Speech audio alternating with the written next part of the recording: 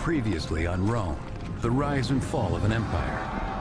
After a decade of barbarian terror, the empire's brilliant general Marius grabs the reins of power, turning Rome's volunteer militia into the greatest fighting force the world has ever known.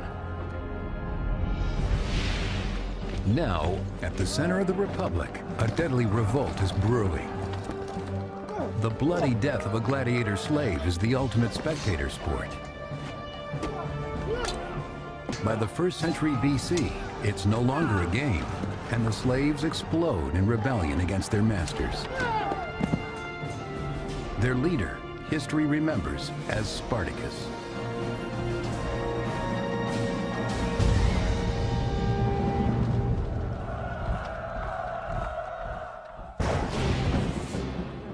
Rome's powerful army and philosophy of conquest have enriched the Republican territory, treasure, and slaves. Captured on the battlefield or in conquered towns, the slaves become a commodity.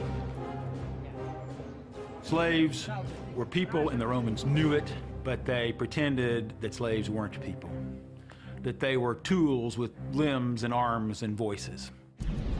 Between the 3rd and the 1st centuries BC, the Roman Republic expands from central and southern Italy to encompass almost all the Mediterranean.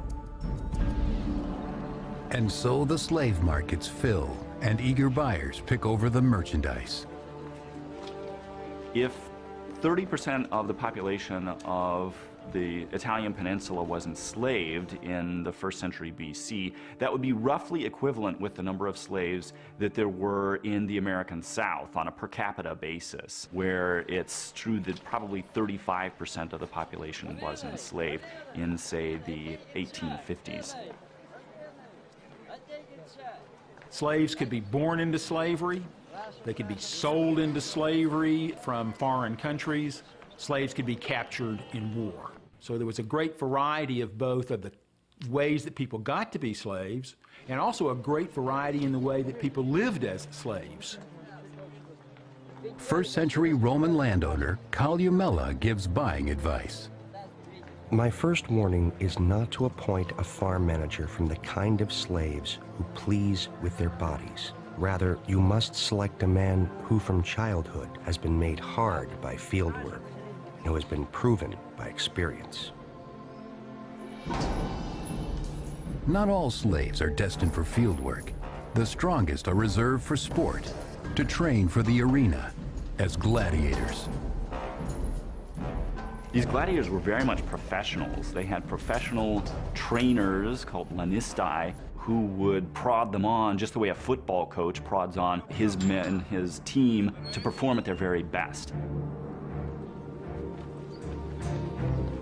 They're rented out for people to put into shows, or they're sold to the person who's going to put on the show. They tend to be regarded in this way as being the lowest of the low, people whose bodies are at the disposal of others. Gladiators could be either the top professional fighters in the most expensive entertainment of the time, or they could sometimes be condemned criminals forced to fight. Like championship boxers today, they would train really hard in a very dangerous sport, and then they would only fight a couple of times a year, because they were, of course, very expensive. Most of the gladiators' names will be lost to history, but posterity will record the feats of 2 of these men. One named Crixus, and the other Spartacus, a man born to lead. Spartacus was a foreigner. He wasn't a Roman, but he had served in the Roman army. But then something happened. We don't know whether he deserted, that's what some people say, or whether he was thrown out. Some stories are that he then became a very successful bandit on the highways. But eventually he was captured and forced to become a gladiator by the Roman authorities. Whether against his will, we can't say, but most likely he hated it. 2nd century biographer Plutarch. Spartacus not only possessed great spirit and bodily strength, but he was more intelligent and nobler than his fate. Whatever twist of fate brought Spartacus to slavery, it's clear he will not accept it idly. And Crixus will share his destiny.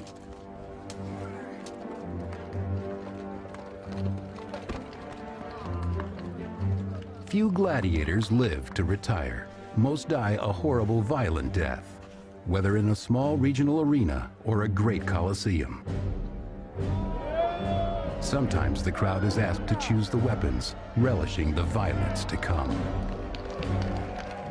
People were prepared to witness other human beings engaged in mortal combat before their very eyes, and this was tremendously exciting for them. By the late Republic, already people are becoming heroes for becoming gladiators, and they're able to attain some measure of status, at least some measure of popularity with the masses because of their abilities as fighters. By the luck of the draw, the gladiators learn who among them will be the first to die.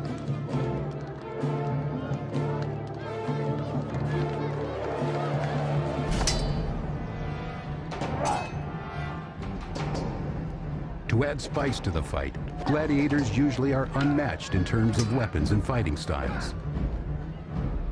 Whatever style they fight, their inadequate armor can't protect their lives.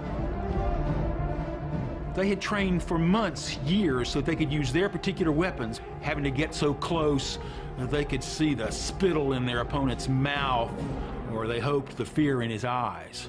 And the smell of blood would have been overwhelming. This was an excitement to the crowd. It was a sign to the gladiators that their very life was at stake.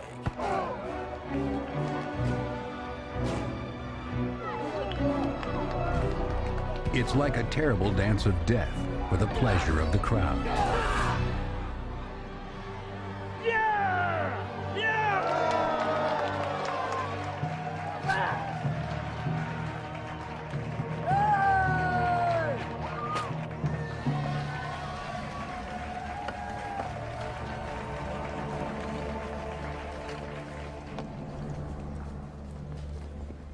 But in 73 BC, at the Ludus, or gladiator school, a group of trainees grows tired of taking orders from the Roman guards. They decide that if death awaits them, it will not find them in the arena. Abused and angry, they conspire to put their lives and their training on the line to change their fates.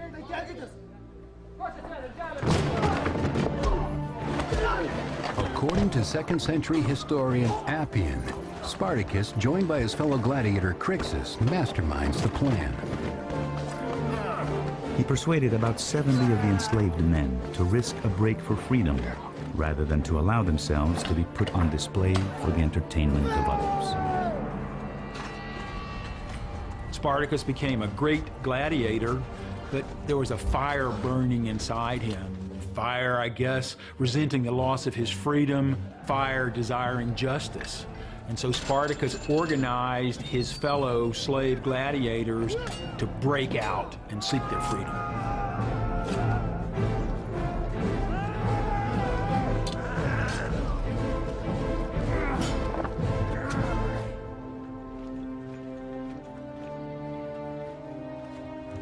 The local militia, unused to combat, are wary of the rebels they hunt. They've seen them in the arena. They know the kind of men they're facing.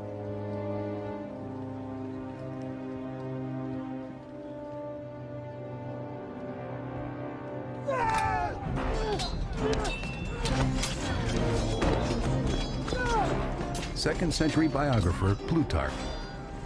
The gladiators repelled those who were coming out of the city of Capua and seized from them many weapons that were more suitable for warfare. They happily made the exchange, throwing away their gladiatorial armaments, which they viewed as dishonorable and barbaric. As their leader, Spartacus takes his men from slavery to warfare, leaving Roman corpses in their wake.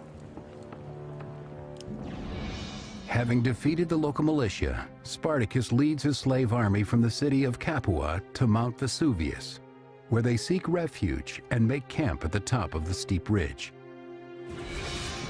Spartacus, along with his co-conspirator Crixus, have slipped the grasp of Roman authorities. Now they must prepare their men for the inevitable battles to come. Spartacus had the personal glow and the strength that would make people want to follow him. even on this dangerous escape from the gladiator school jail. Mount Vesuvius was an active volcano. It was a dangerous place to hide out, but Spartacus knew that he and his escaped gladiators could find a position on Mount Vesuvius to organize and plan. But a messenger comes to warn Spartacus that the Romans are setting up camp below to seal them in. The Senate has sent in Commander Clodius Glaber to corner the rebels and halt the rebellion.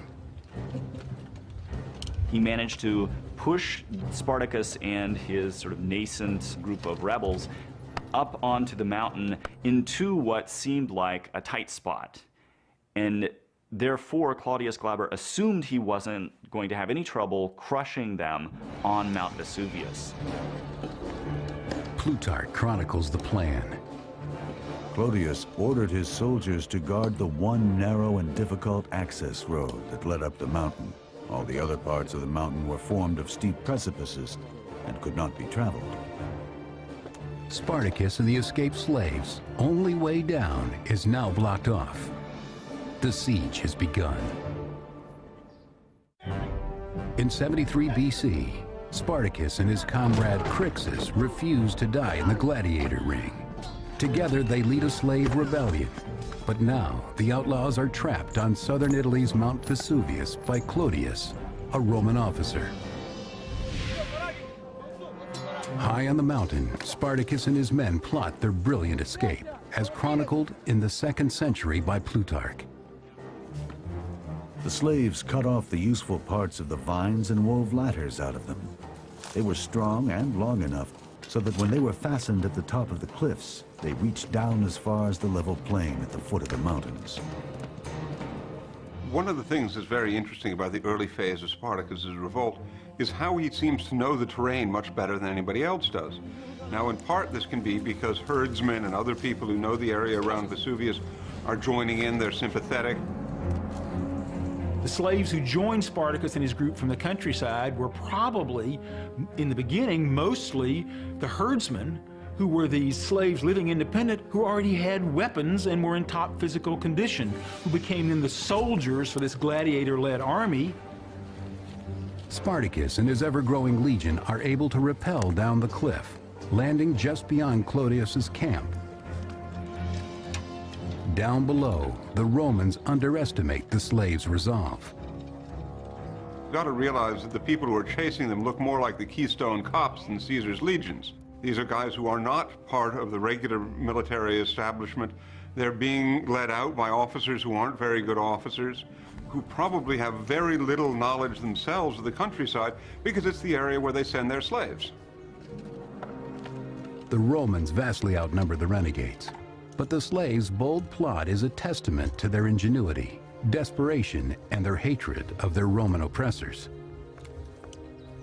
And to the ultimate disgrace of the Roman army, these thousands of Roman soldiers and their commander are routed by this small band of gladiators who had attacked them from behind by climbing down the cliff on their ropes woven from vines.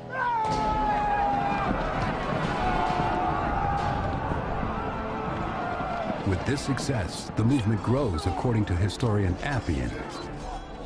Many fugitive slaves and even some free men from the surrounding countryside came to this place to join Spartacus. They began to stage bandit raids on nearby settlements. Since Spartacus divided the profits of his raiding into equal shares, he soon attracted a very large number of followers. The one group that Spartacus did not accept into his rebel band were deserters from the Roman army, which may seem odd, and yet it makes perfectly good sense. These people were precisely the ones who had chickened out.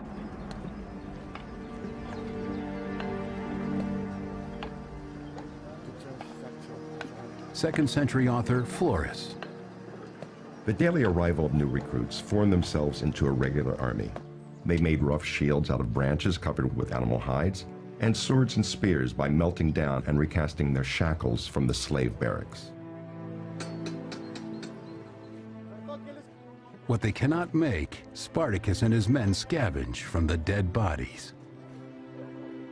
The amazing thing about the Spartacus revolt is that the slaves who are trained as gladiators very quickly retool themselves as soldiers, which doesn't mean they fight in precisely the same way that the Roman army does, but Spartacus himself, some sources say, had been a soldier. Throughout 73 BC, the rebels continue south, gaining in numbers and leaving Roman soldiers in defeat.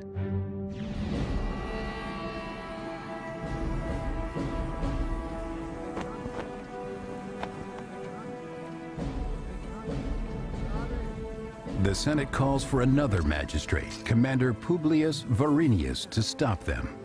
A keen horseman, Varinius brings his bastallion with him, as well as the traditional Roman symbol of power called the fasces, a bundle of wooden rods surrounding an axe. This symbolized the magistrate's power to use force to enforce order. Sticks to beat civilians or soldiers, the axe for capital punishment. The axe was only put into the fasces when the commander is outside of Rome, because on military campaign, the commander has martial law power over his troops. But symbols seem to be of little use to Varinius against a slave army. Spartacus' troops have already bloodied his own, killing his co-commander.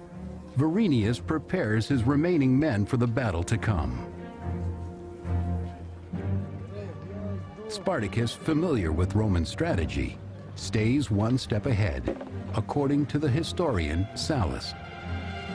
To avoid a surprise attack while they raided the countryside, the rebels propped up fresh corpses at the gates of their camp so that the Romans would be led to believe that guards had been stationed. With the decoys in place, the renegades are free to attack the Romans at will, catching them completely by surprise.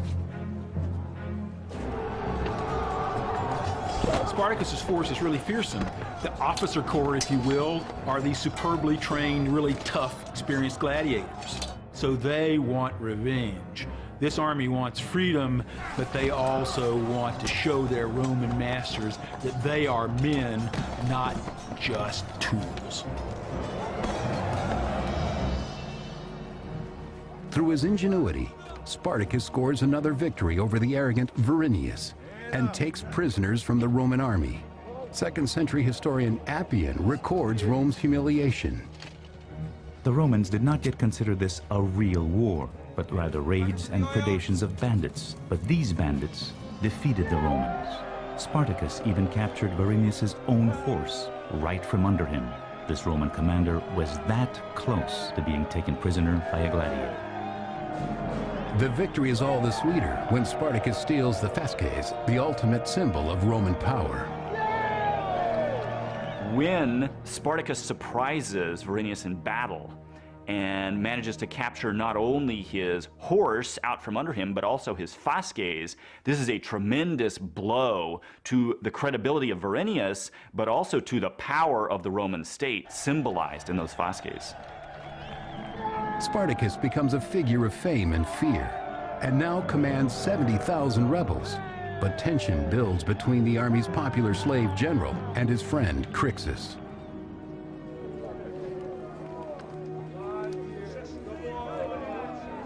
So Spartacus was showing the Romans, I'm as good as a Roman. I, Spartacus, I fought in the Roman army. I have the same understanding of freedom. I have the same understanding of the value of life and death for every man, slave or free.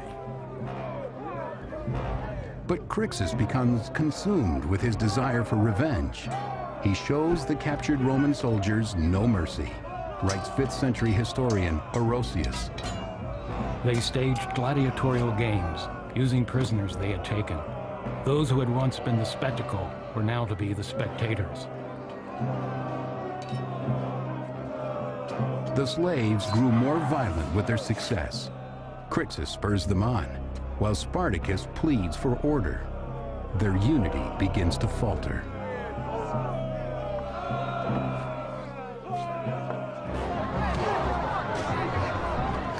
Then Crixus makes his move, unleashing the slaves' fury against defenseless Roman civilians. Historian Sallust describes what happens. The fugitive slaves immediately began to rape young girls and married women, killing those who tried to resist. Spartacus himself was powerless to stop them, even though he repeatedly begged them to stop.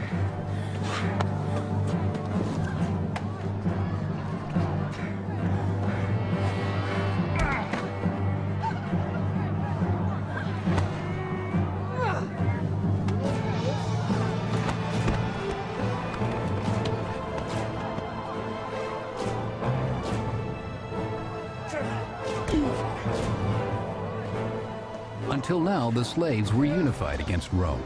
Now they begin to turn against each other. It's the moment the Romans have been waiting for.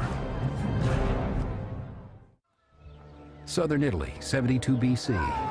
The slave Spartacus and his army of rebels have managed to defeat and humiliate the Roman troops dispatched to stop them. But now, as his comrade Crixus exerts his own authority, the conflict is coming from within. At the slaves' makeshift camp, Spartacus makes plans to head across the Alps. But Crixus has ideas of his own, writes the historian Sallust. Crixus and his people wanted to march directly against the enemy in order to force an armed confrontation. Spartacus, on the other hand, advised a different course. Crixus openly challenges his friend's ability to lead. One of the things that's interesting about Spartacus's revolt is that he really doesn't seem to have had a plan. In the area that he is, he's got now probably tens of thousands of supporters, and he's got to move from area to area around Italy to make sure that everybody can eat. Impatient, Crixus abandons the slave camp, taking a faction of rebel soldiers with him. Spartacus is now left to lead his people alone. The two men strike different paths across Italy.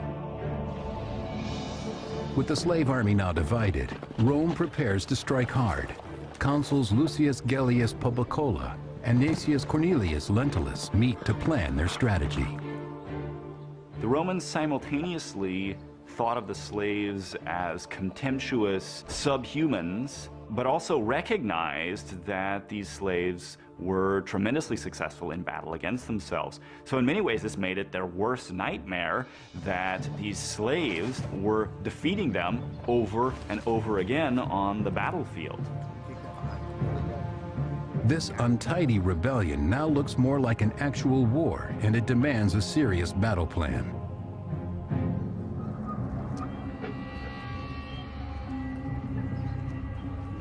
Every village Spartacus enters could hold a trap or an ambush, or sometimes, according to Sallust, a friend.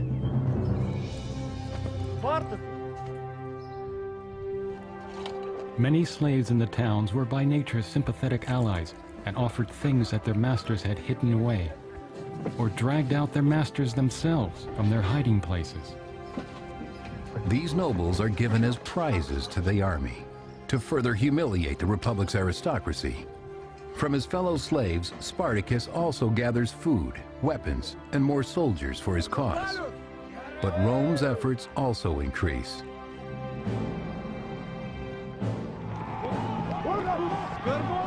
In the Garganus Mountains of Italy's east coast, Crixus and his faction are hunted down by Roman commander Gellius's troops. The writer Plutarch records it. Gellius made a sudden surprise attack on Crixus' forces, who, because of their arrogance, had separated from Spartacus. The historian Appian. Crixus was in command of 30,000 men. 2/3 perished, including Crixus himself.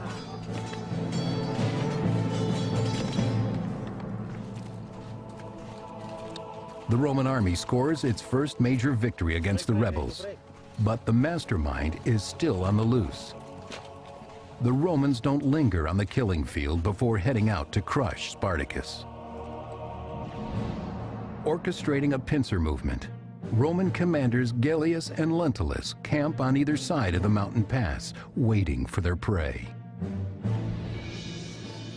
But their simple strategy doesn't prepare them for an army of desperate slaves. One of the most important things about Spartacus' revolt was it broke out at a time when the best Roman armies weren't in Italy.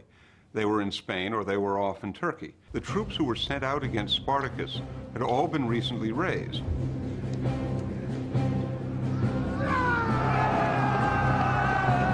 The historian Appian. Spartacus turned on them one after the other and defeated each Roman army in turn.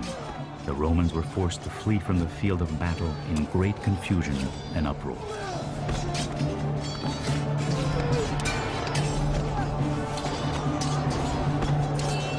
Roman officers faced a really formidable military challenge, and the Roman officer corps, not being professionally trained, was simply not up to the challenge. Once again, Spartacus has claimed victory over the Roman army. But this time, victory isn't enough. Spartacus demands blood vengeance for the death of Crixus. He sacrifices 300 Roman prisoners. He begins to develop into this massively anti-establishment figure, celebrating his defeat of Roman magistrates, executing Roman prisoners, destroying the property of the rich in the countryside, providing an alternative, really, to the current regime, and that's where he draws his strength. With this victory, Spartacus's army has the chance to escape Italy for freedom. But instead, the men choose to remain in the empire they so despise. It's not entirely clear why Spartacus's forces turned back from the north of Italy. They had enjoyed success to the point that they were sort of drunk with it, and they wanted to go on. And rather than leave, go home, settle back down to whatever life it was that they had enjoyed before their captivity, they wanted to continue to fight. His forces make their way south to the city of Thurii, where they set up a base of operations. In the third year of the slave rebellion, Rome finds itself helpless. The Senate calls upon Marcus Licinius Crassus, a wealthy nobleman who loves glory almost as much as he loves money.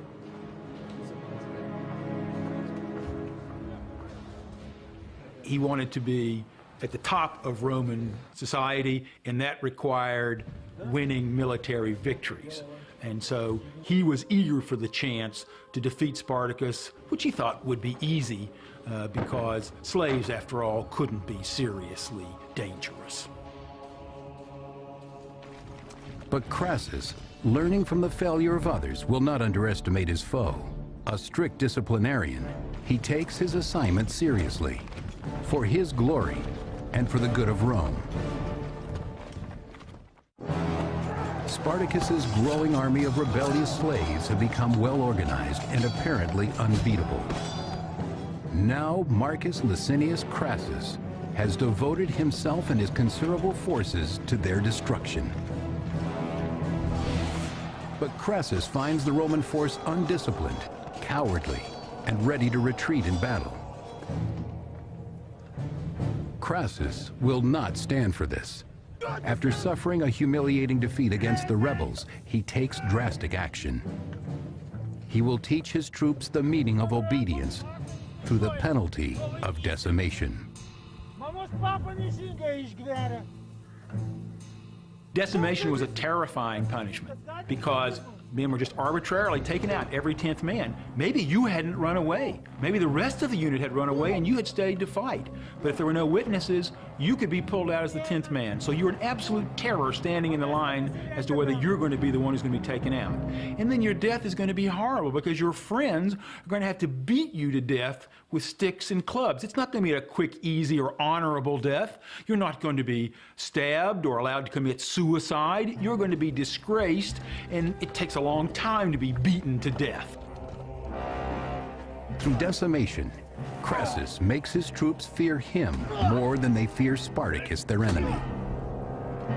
It was meant to shame the men who are doing the beating, as well as the man who's killed, even though he might not have been personally a coward. In the name of discipline, as many as 4,000 men meet their agonizing death this way. But the brutality makes its point. Crassus scores a victory in his next battle against the rebel army.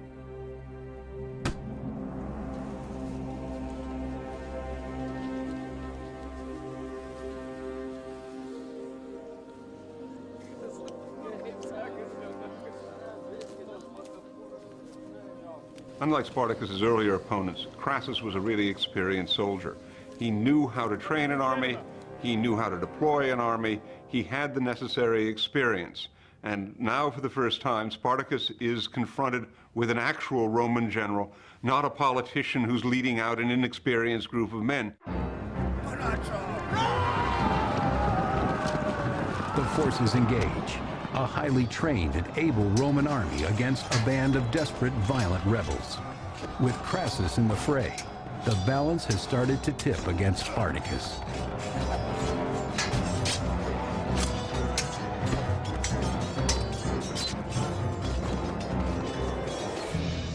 Pursued by Crassus's army, the renegade slaves flee to the south, but Spartacus has already planned his next move. Pirates control the waters around Italy. Like Spartacus, they live in defiance of Roman law, or any law. They answer only to gold, and they traffic in slaves. Spartacus sends messengers to negotiate with them. Spartacus tried everything to get his men out of Italy to safety. Finally, in desperation, he made a deal with the devil, with the Cilician pirates. Cilicia is a part of what is today Turkey. And they were famous, these pirates were, for attacking shipping, but they were also famous as the biggest slavers in the Mediterranean. Cilician pirates made lots of money by capturing and selling slaves. So Spartacus had to know that when he made a deal with the Cilician pirates to bring their ships to Italy and evacuate his men, that there was a real danger that the Cilician pirates would simply sell his men back into slavery.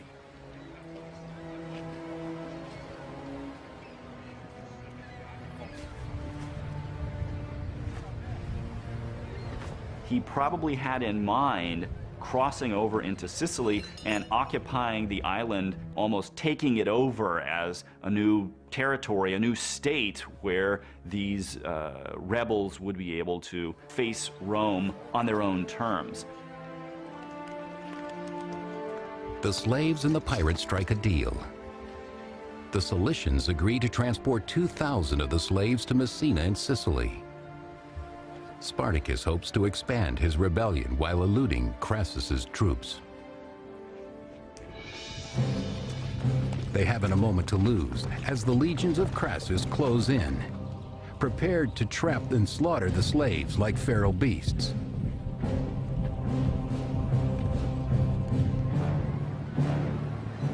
Ahead of the Romans, Spartacus and his horde arrive at the tip of Italy and find no ships. The pirates have betrayed them, and the Romans are closing in. Now Spartacus has to try to fight his way out of Italy against an army that's been restored to discipline by Crassus, that's there in force, and that will finally be able to display the tactics and the discipline that made a Roman army so formidable.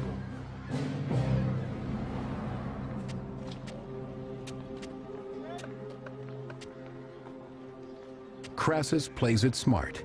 He knows the strength of Spartacus's forces. He also knows time is on his side. He'll starve the rebels out by walling them in, writes Plutarch.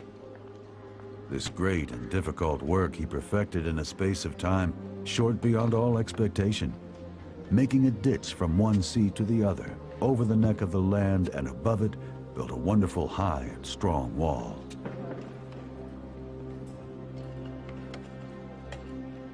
Crassus is a fully modern Roman general who, among other things, knew how to use field fortifications, and that's what we see him doing with Spartacus. The project, 35 miles long, up to 15 feet high, is immense. 2nd century biographer Plutarch. When supplies began to run out and Spartacus wished to move off the peninsula, he recognized the impediment formed by the wall. Spartacus is forced inland, and yet every attempt to move north is rebuffed by the wall. After 3 years on the rampage, the rebel forces have been caged. But the Senate, which ordered Crassus to bring a quick end to the rebellion, is tired of waiting for results, according to historian Appian. When the Romans learned of Crassus's siege tactics, they thought it unworthy that this work against the gladiators should be prolonged. A messenger arrives at Crassus's camp, carrying infuriating news from Rome. The Senate has lost faith in him and turned the task over to his greatest rival. The talented General Pompey the Great is returning from Spain a hero, having crushed a bloody uprising there. He is ordered to bring the slave rebellion to its overdue conclusion. Pompey was probably one of the best generals that Rome ever had, and Pompey was, like Crassus, highly ambitious and had more of a military reputation than Crassus. He has an enormous knack for the theatrical. He has a way of projecting his image around the Roman world. He has a sense of PR that, quite frankly, other politicians of his time don't have. Now he's off to vanquish Spartacus and rob Crassus of glory. But not if Crassus can beat him to it. They are two dogs after the same fox. 71 BC, abandoned by the pirates in Lower Italy, the survivors of the Spartacus slave revolt find themselves walled in by General Crassus's troops. And now comes the great General Pompey, a new threat to Crassus's honor and Spartacus's life. Spartacus is on the move again, having broken the siege that Crassus had so carefully set. Appian chronicles his escape. He staged sudden, small-scale attacks on his besiegers, at selected points, hitting them suddenly and sharply. He crucified a Roman prisoner as a visual demonstration to his own men of what would happen to them if they did not win. As the rebels move stealthily through the countryside, Spartacus and his army find their peril has doubled, as word comes that Pompey is also in pursuit. Pompey had already developed something of a reputation for being a cleanup guy. He would show up at the end of a lengthy, grueling, hard slog, so to speak, and walk away with the glory for having brought it to a close. As Pompey draws closer, Crassus becomes more frantic to crush the rebellion before he arrives. Spartacus, hemmed in against the coming onslaught, sends a messenger to Crassus offering a truce. Spartacus remains confident, waiting for word back from Crassus. He's sure the Romans are ready to listen, though the rebels keep their swords sharp. Spartacus tries to negotiate with the Roman leaders because Spartacus sees himself as a free man. That's the way he had started life. And Spartacus ran his army like a Roman army, as if he had the same honor as his opponents, the Romans. But when his messenger returns, it's clear that the Romans don't see Spartacus that way. He is a slave and an enemy. With the negotiations a failure, the day that Spartacus has dreaded is here. Even if he beats Crassus in battle, Pompey will be following right behind. Spartacus can't withdraw. He can't surrender. 2nd century biographer Plutarch. Spartacus recognized that his hand was being forced and arranged his whole army into battle formation. When his horse was brought to him, Spartacus drew his sword and killed the animal. He proclaimed that should he win the battle, he wasn't going to need a horse. He would have thousands of horses at his disposal. Should he lose the battle, he also wouldn't need a horse. That is to say, he had dismounted, he had joined the foot soldiers in his troop, and he had gotten out there to fight it out to the finish. Crassus and his army meet Spartacus near Brundisium, on the heel of Italy.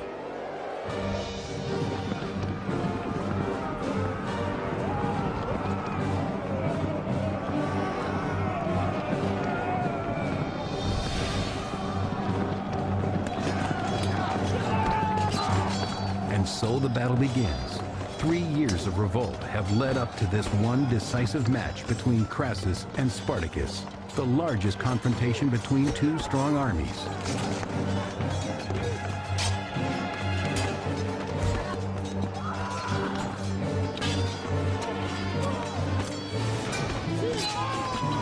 One source reports that he was wounded in the leg and was so crippled up that he had to get down on his knees, but he refused to quit fighting.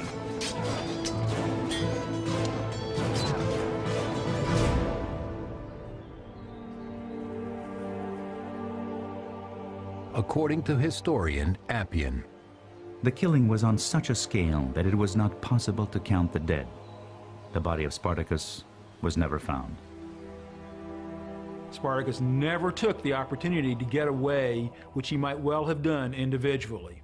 So Spartacus was a man who showed that he had a sense of honor at least as deep and as sincere as that of any Roman who'd never been a slave.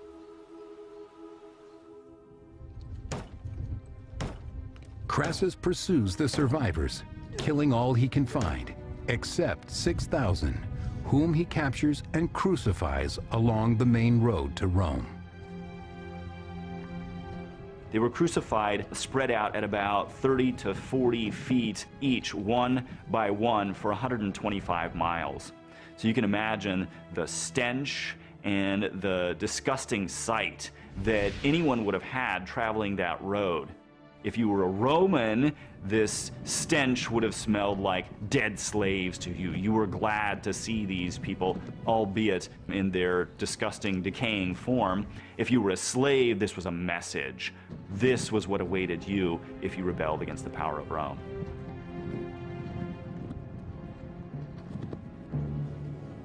Crassus vanquishes the slave rebellion, though some of the rebels are lucky enough to dodge the slaughter, until Pompey, true to form, has the last laugh. Pompey managed to show up just in time to chase down the 5,000 or so gladiators who managed to escape this combat, this big battle, and he captured or killed the remaining ones. Then, according to Plutarch, Pompey makes sure he receives all the credit. Pompey then wrote to the Senate that although Crassus had defeated the gladiators in battle, Pompey had extinguished the war to its very roots. Pompey's career is very interesting. In fact, Pompey at one point was accused of being a vulture. He was feeding upon other people's roadkill. The Romans rush to put this ugly slave rebellion behind them. When it's over, Pompey receives a triumph, the highest Roman honor, for his work fighting enemies in Spain. Crassus receives merely a minor commendation for his efforts against the common slaves who terrorized Italy. Though the end of Spartacus in 71 BC marks the end of the slave rebellions in Rome, slavery continues to bolster the economy of the awakening empire. But the lessons of the revolt aren't lost on the Romans. Spartacus in the Roman imagination becomes almost the equivalent of an Osama bin Laden. He's a frightening figure who's out there. He remains a threat even when you can't see him, and you're afraid that there will always be another one coming up behind him. The Romans realized from this slave revolt that they had to keep their army in tip-top shape. This might have been the time when Romans first began to think, maybe we need a professional standing army to keep us safe at home as well as to protect us against foreign invaders. But even a mighty empire can't defend itself forever. Long after it withers away, the story of a single man who stands against it still endures. Spartacus survives in legend down to the present. He's been a culture hero for people who are repressed, for people who are downtrodden, right up to the modern age. But while the empire reigns, it belongs to the powerful. Next, on Rome, rise and fall of an empire, Pompey and Crassus lay their rivalry aside to join forces with a rising political star, Julius Caesar. Caesar launches a brutal war on the barbarians of Gaul. Towering ambition threatens to rip the Republic apart.